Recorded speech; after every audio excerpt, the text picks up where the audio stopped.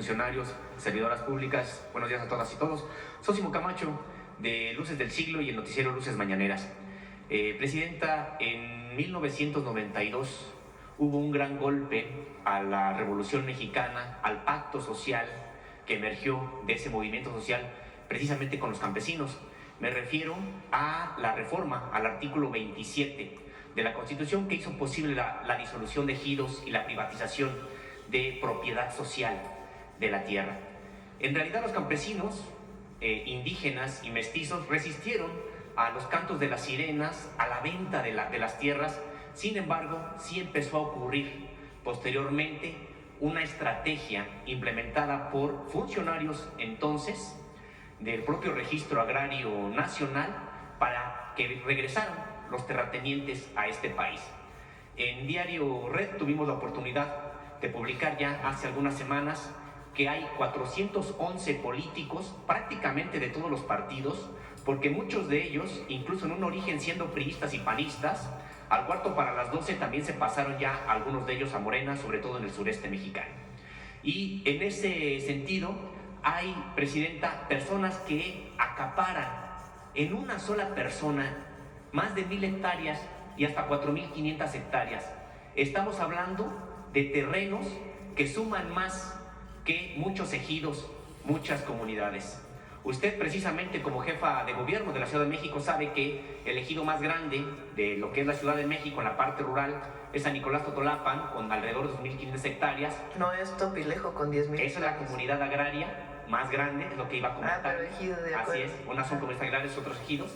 Y en efecto son 8,000 hectáreas de San Miguel Topilejo y que decíamos pues prácticamente es el 50% de lo que una persona puede acumular.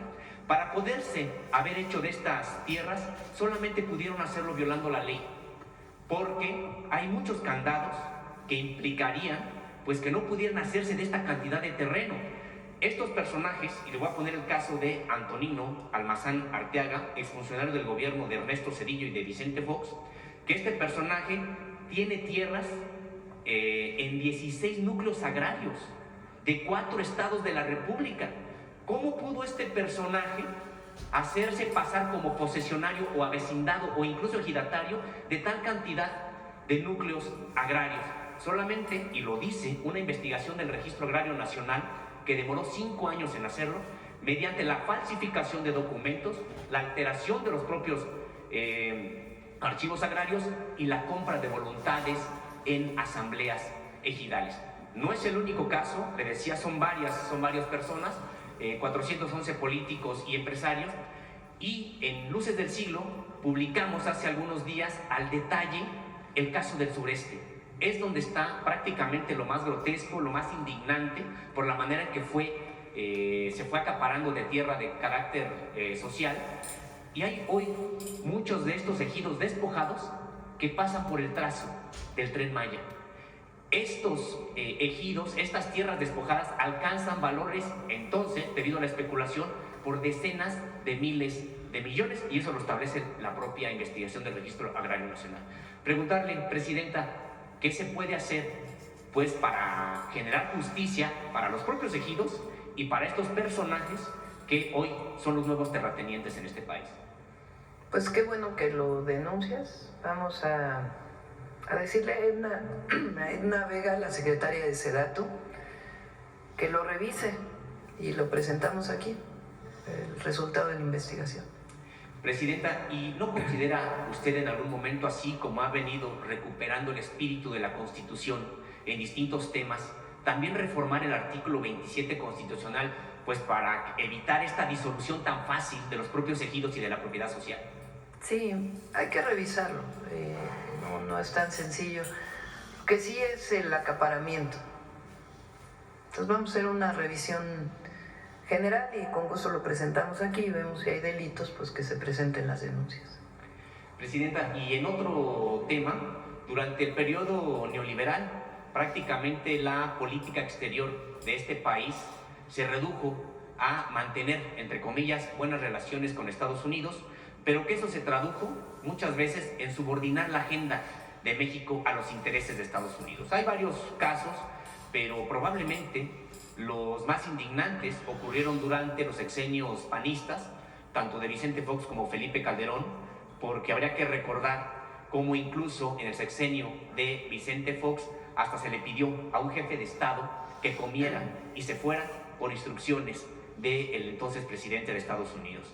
Y la abyección probablemente mayor fue durante el sexenio de Felipe Calderón, cuando dejó ingresar a agentes de 11 instancias estadounidenses, no solamente la CIA, la DEA, sino incluso el Servicio Secreto y otras de Estados Unidos, y generó programas o aceptó programas como Rápido y Furioso, que bueno, pues generaron además muchísima violencia en este país. Presidenta, en estas conversaciones intensas que se tienen con el gobierno de Estados Unidos, Donald Trump y algunos de sus funcionarios han insistido que sobre la mesa está cualquier cosa para combatir a los cárteles de la droga en México. Y usted se ha referido que México no solamente está defendiendo un tratado de libre comercio, sino la soberanía y también la dignidad del propio país. En ese sentido, preguntarle si ha habido algo en las negociaciones, en las conversaciones con Donald Trump, que su gobierno haya dicho no estamos dispuestos a aceptar esta parte. Siempre hemos defendido la soberanía y lo tiene muy claro el gobierno de los Estados Unidos. En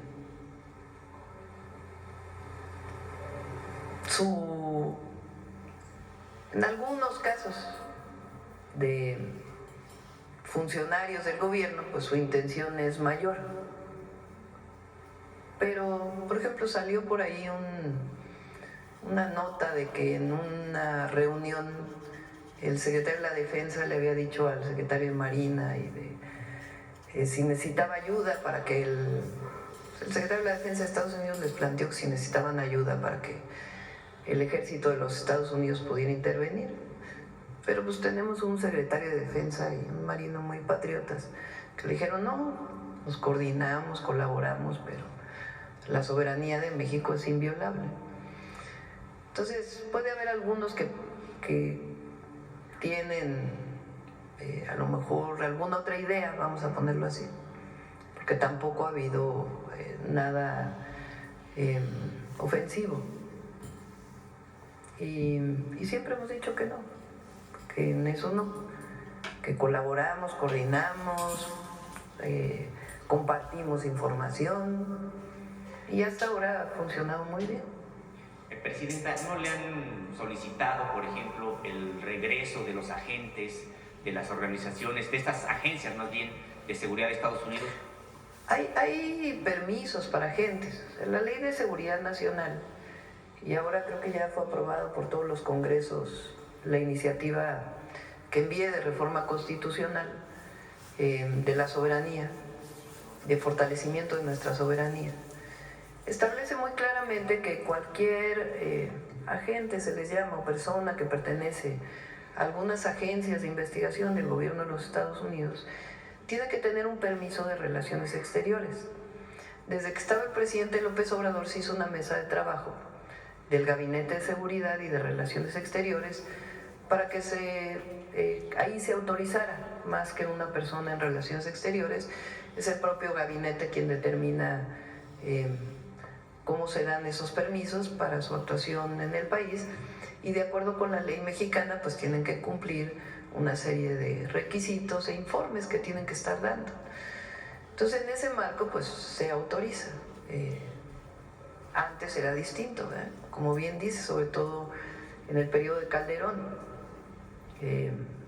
No sé si recuerdan, fue público, cuando pues realmente asesinaron, porque no hay otra palabra, a un narcotraficante en Cuernavaca, Morelos, que la Marina dijo que había sido una acción de ellos y luego salió la DEA diciendo que no, que había sido una acción de la DEA. Eso es lo que salió en los medios, no estoy diciendo nada. ¿Y que nada. dejaron el cuerpo? Sí, no estoy diciendo nada que no se conozca públicamente. Entonces, ahora lo que hay pues es coordinación, sencillamente, tiene que haber coordinación. Somos países iguales, no hay uno sobre otro. Y nos coordinamos para la seguridad en ambos lados de la frontera. Muchas gracias. Gracias. Por cierto, hoy quedamos de ver lo del maíz. ¿Lo tienen? Para ahorita no, pero antes de que veamos Humanismo Mexicano para ponerlo. Y si tienen la firma por ahí, de una vez lo firmamos. Ajá. Presidente, buenos días. Juan Bautista de Voces del Periodista. Como dice el refrán, una de cal por otras de arena. Presidenta, usted hoy es muy vista en todo el mundo por las acciones que está realizando, incluso la ponen ya como, al menos en lo que va del gobierno, va liderando las transmisiones en vivo en las plataformas. Ah, sí. Ahí está el segundo lugar, por cierto. Bueno, eso es muy importante. ¿Cuál es la valoración que hace de esta, pues de esta encuesta a nivel mundial también? Es muy importante. No, es nacional.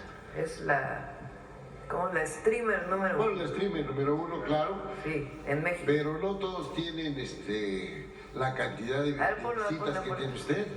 Sí. A ver. Pues, la verdad agradecer a quienes nos ven, nos escuchan en la Mañanera del Pueblo. Es un ejercicio que inicia con el presidente López Obrador y que le damos continuidad, cada quien a su estilo, obviamente. Pero es muy importante porque los medios de comunicación son medios, tanto los medios tradicionales, vamos a ponerle así, como los medios alternativos y muchos de ustedes que se dedican a informar al pueblo. Y aquí pues tenemos las dos cosas, ¿no? O las tres: medios alternativos, medios tradicionales, y la comunicación directa, que nos oyen en vivo y a todo color, así decían en mis tiempos, en vivo y a todo color. Ahí está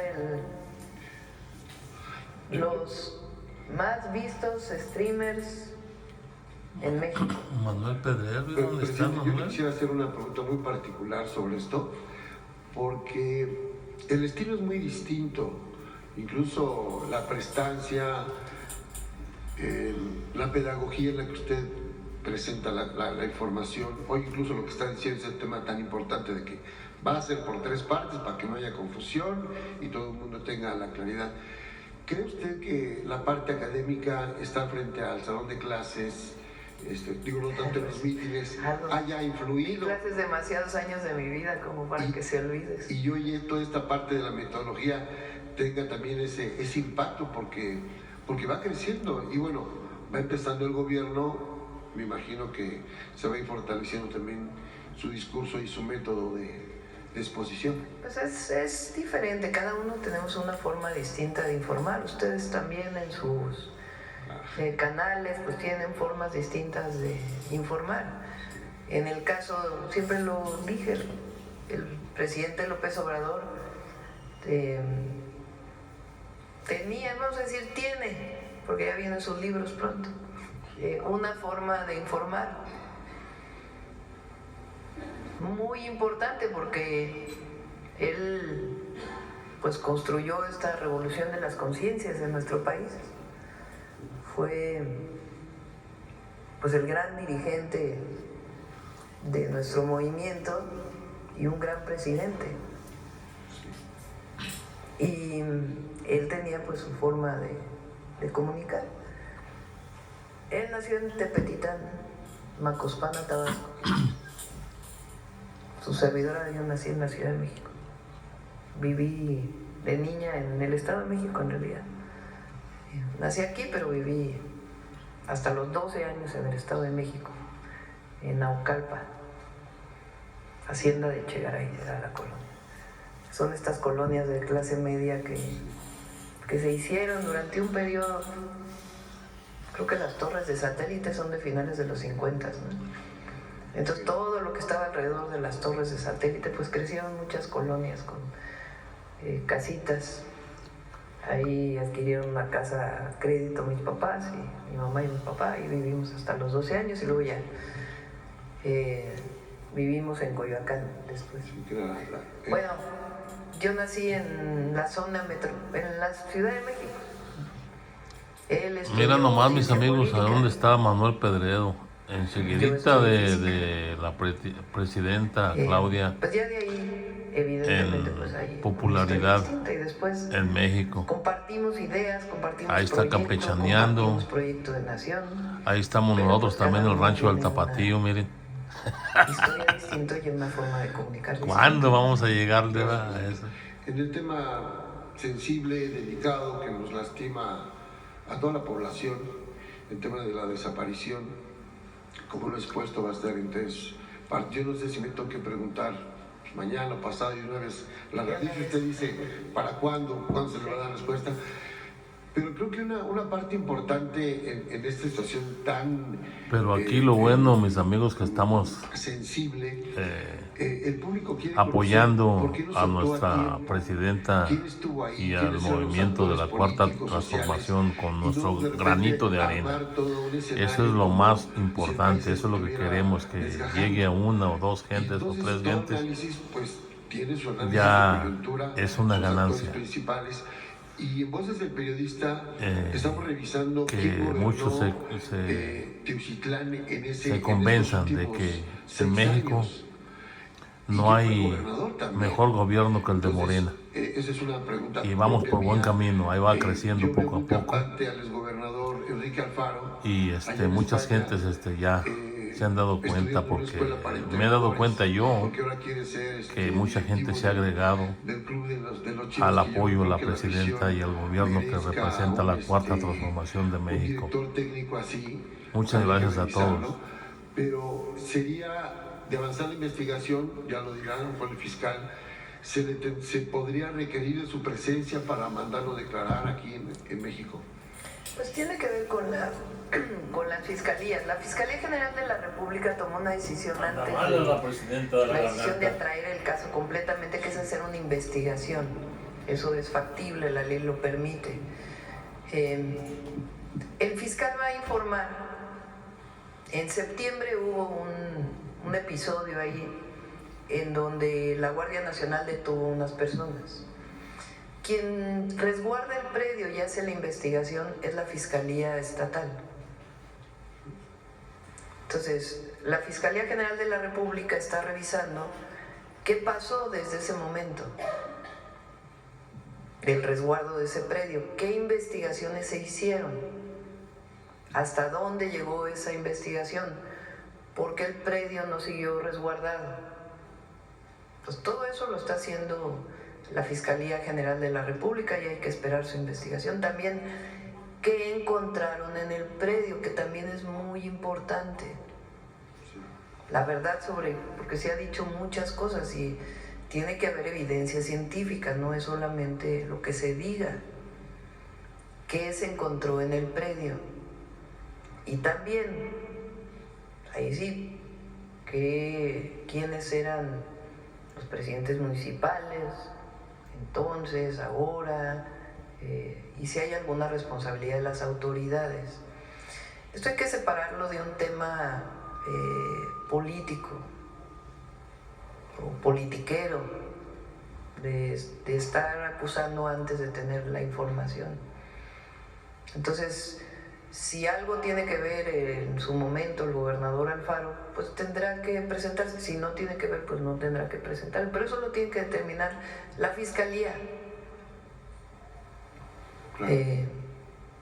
En nuestro caso no vamos a cubrir a nadie, pero al gobierno le corresponde una parte, a las fiscalías otras, que tampoco va a cubrir a nadie, ni lo ha hecho el fiscal. Y las fiscalías estatales. Pues eso tiene que haber deslinde de responsabilidades.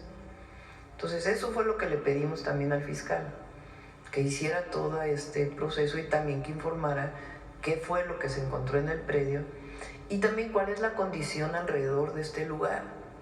No solamente este sitio, sino otros sitios cercanos en donde actúa la delincuencia organizada. Entonces vamos a seguir dando información y el Gabinete de Seguridad va a seguir dando información.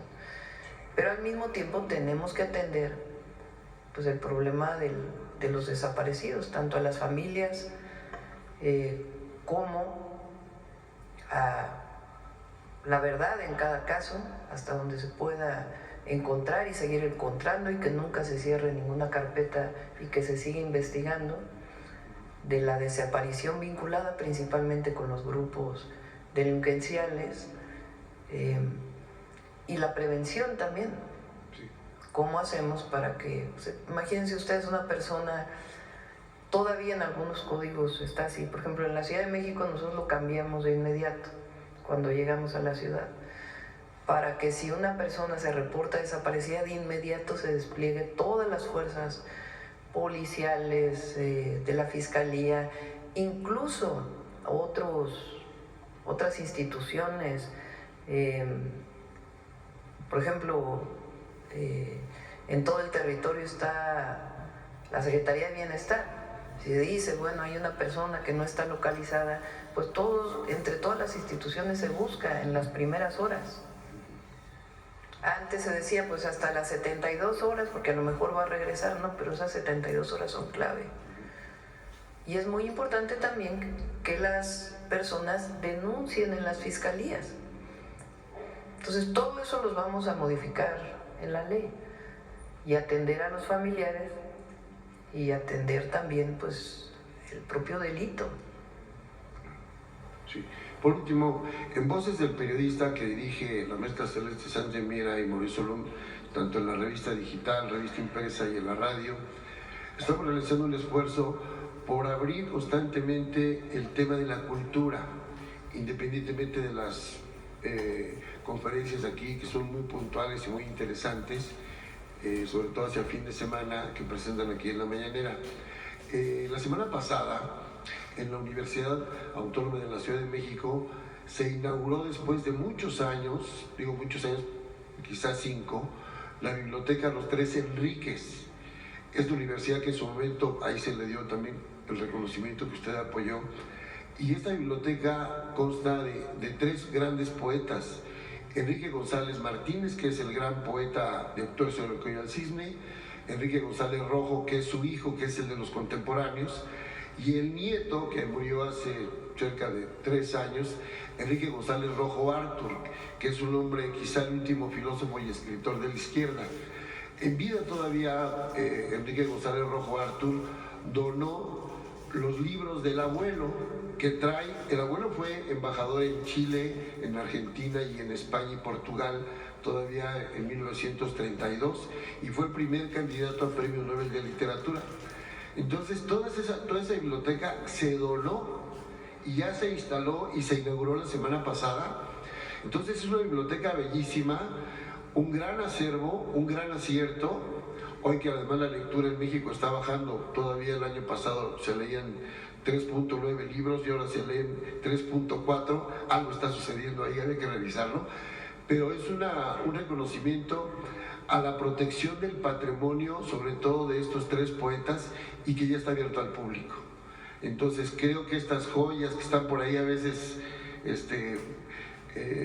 como muy ocultas, tienen que visualizarse para que México, la comunidad intelectual, tenga ese acervo, y ese acervo, lo tenemos que también decir así, tienen desde los clásicos, desde los griegos y los franceses y los poetas ingleses, hasta la última vanguardia de la izquierda en México. Quizá es la biblioteca más especializada en este sentido, también de la parte política, por parte de... ¿Dónde está la biblioteca? En la Universidad Autónoma de la Ciudad de México, en el plantel San Lorenzo. Ahí estuvo incluso Paco Ignacio Taibo y lo entrevisté. Entonces él decía, qué bueno que así como se ve de modesta y de fortaleza esta institución, hoy le haya dado cobijo y tenga ese cobijo de los 3 grandes poetas, una biblioteca única, en realidad, porque están las otras donaciones en la Biblioteca México, la de José Luis Martínez, que es como de 65,000 ejemplares, la de Castro Leal con otros 45,000, la de Monsiváis, que tendrá como 25,000, y la última de de José Agustín, que él dona 4,500 ejemplares. Fuera de estos que son donaciones, esta la tiene una universidad autónoma y que está ya abierta al público. Entonces, un reconocimiento, y me pidieron que si tenía oportunidad, pues le mandaran un saludo. Además del saludo, a ver si hacemos uno del humanismo mexicano sobre la biblioteca. De la universidad y la biblioteca Los Tres Enríquez. Así es. Gracias, presidenta. Gracias. Buen día. Acá. Gracias. Buenos días, Presidenta. Yulia Bonilla, del periódico La Razón. La primera pregunta, regresando al tema de Teuchitlán, nada más preguntar si también se investigará a los elementos o algún mando de la Guardia Nacional, en el entendido de que también bajo esta corporación estaba el resguardo del predio cuando se abrió, cuando se atendió el caso en septiembre. Primero, solo aclaración. La información la va a dar el fiscal, de hasta dónde llegó la participación de la Guardia y después quién resguardó el predio. Nosotros no vamos a... Si es necesario investigar, se investiga, pero primero pues hay que saber exactamente qué pasó y cuál fue la actuación de la Guardia. Ok, y respecto al mismo tema, también ya se pronunció al respecto. Ha habido comentarios de parte de miembros del movimiento de la 4T, como el senador Noroña, que generaron pues también indignación por ejemplo, cuando en una transmisión dijo que ¿quién dice que esos zapatos son de personas desaparecidas? Pues haciendo aseveraciones que generaron pues inconformidad entre principalmente pues los familiares de personas desaparecidas. Si tiene algún comentario respecto a este tipo de pronunciamientos. Por eso digo que hay que conocer la verdad. Entonces vamos a esperar el miércoles que dice el fiscal. Gerardo, pues le tengo muchísimo respeto, es compañero de hace mucho, lo conozco desde hace mucho tiempo y también tiene derecho a expresar sus opiniones. Vamos a ver qué dice la fiscalía el miércoles. Okay.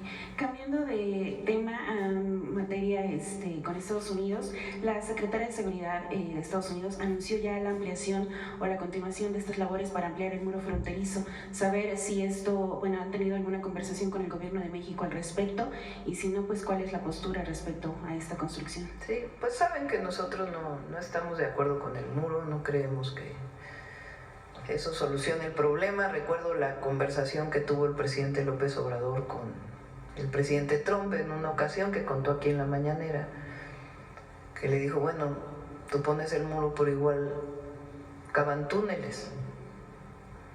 Entonces, la migración, la mejor manera de atender la migración es atendiendo las causas, invirtiendo socialmente y en términos de inversiones económicas en los lugares que expulsan gente o que hay gente que por necesidad tiene que migrar. Esa siempre va a ser nuestra opinión y siempre hemos dicho es mejor construir puentes que muros. Pero bueno, es una decisión del gobierno de los Estados Unidos. Y respecto al tema de los mexicanos que han sido deportados, a ver si tiene alguna actualización de cuántos han sido recibidos y también cómo va la situación en los centros de atención. También se tiene como la percepción de que no han sido tantos, entonces se puede actualizar. Sí, no han sido muchos. Total gobierno desde que entró el presidente Trump, 20 de enero, 24.413 personas, 19.846 mexicanos y 4.567 extranjeros.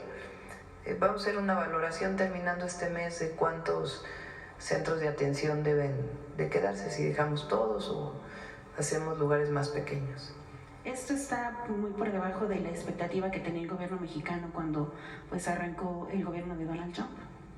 No hablemos de números, ¿no? Estos son los números que hasta ahora tenemos. Y pues vamos a ver si mantenemos en el tamaño los centros de atención o hacemos una reducción, porque están planteados incluso para gente que se quisiera quedar ahí unos días y después moverse a sus lugares de origen. Y la mayoría en algunos lugares prácticamente no han llegado personas, hermanos migrantes, y en otros prefieren no quedarse, sino de inmediato trasladarse a sus lugares. ¿Tienen reporte de si algún mexicano ha recurrido al CBP Home, esta nueva plataforma que lanzó la autoridad fronteriza estadounidense para autodeportarse? Pues vamos a preguntar a Cancillería, ¿no? Hasta ahora no tengo reporte. Ok. Y ahora pasando al tema de la reforma judicial, continúa la vigilancia por parte de algunas organizaciones civiles sobre las listas de las candidaturas y bueno, pues siguen apareciendo inconsistencias, además del abogado del Z40 que ya está dentro de la lista, han aparecido otras denuncias pues de familiares, etcétera, vinculados o que conocen algunos de los candidatos sobre que algunos tienen pues pendientes legales en materia de acoso, de deuda de pensión alimenticia o otros que están relacionados con algunas presuntas desapariciones, todo esto bajo el supuesto de presuntos. Entonces, saber si esto pues... No he visto esta información que dices, no la he revisado. Sí, en estos momentos la realiza una organización que se llama Defensores y están pues con ayuda de... abrieron como canales para que la ciudadanía, si conoce algunos de los candidatos y tienen pendientes legales, pues los reporten. Entonces... pues, hay que revisar porque formalmente se hizo una revisión previa, ¿no? En la selección que se hizo. Pues vamos a revisar. Pero pues van a ser personas que van a llegar finalmente a las boletas. Pues sí, pero no necesariamente va a votar la gente por ellos, ¿no? Entonces ya no se va a proceder de alguna manera, desde el Poder Ejecutivo al menos, denuncias o revisiones. Pues es el INE quien tendría ahora que... ya está en manos del INE ahora. Entonces hay que ver la lista que se plantea y qué tanto son... pues qué tanto es cierto lo que ahí viene o no. Hay que revisarlo. Y su comentario sobre este tope de campaña que se está alistando en el INE a los candidatos de 1.4 millones de pesos para que pues lo eroguen en sus campañas en la difusión a partir de